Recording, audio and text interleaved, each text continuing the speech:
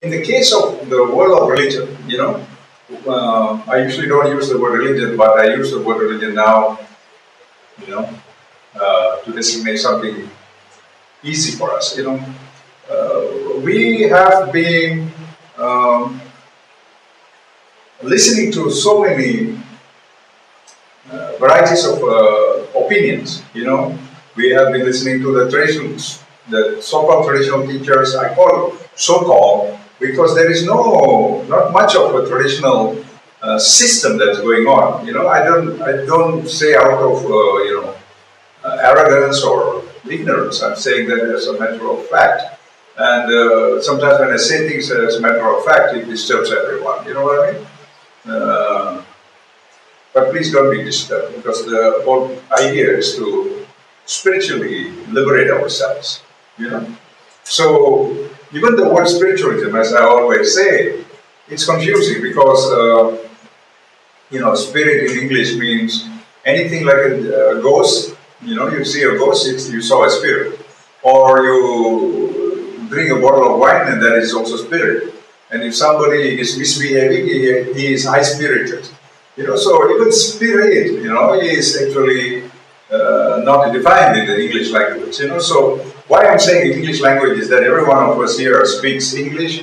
Our information source comes from English reading most of the time.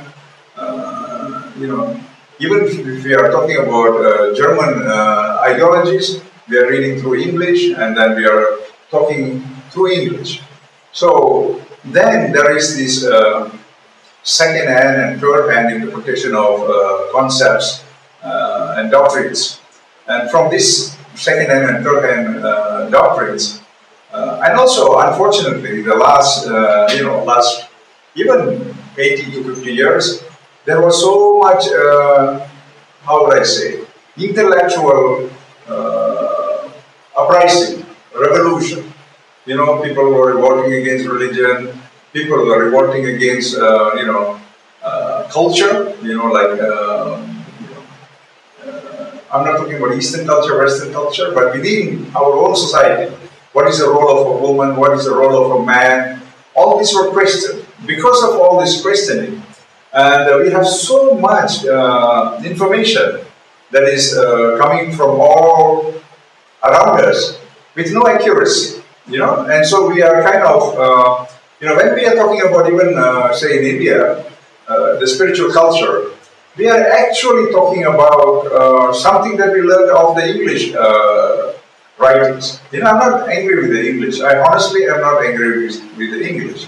I am saying that, in the colonial times, our communication was poor because nobody understood. Really, many of the scholars who claim to be experts in Sanskrit were relying on pandits. Pandits were not experts in English.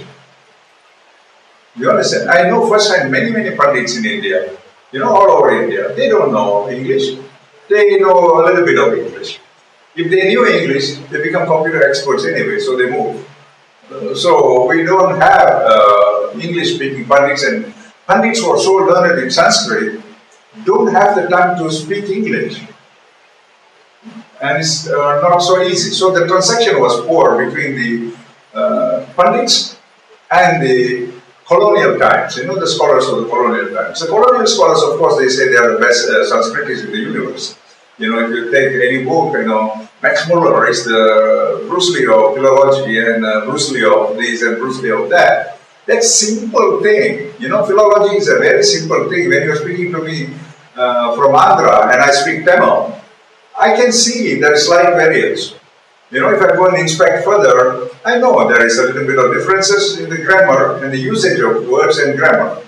So this is not, it has got a big word like philology, but philology doesn't mean much to me.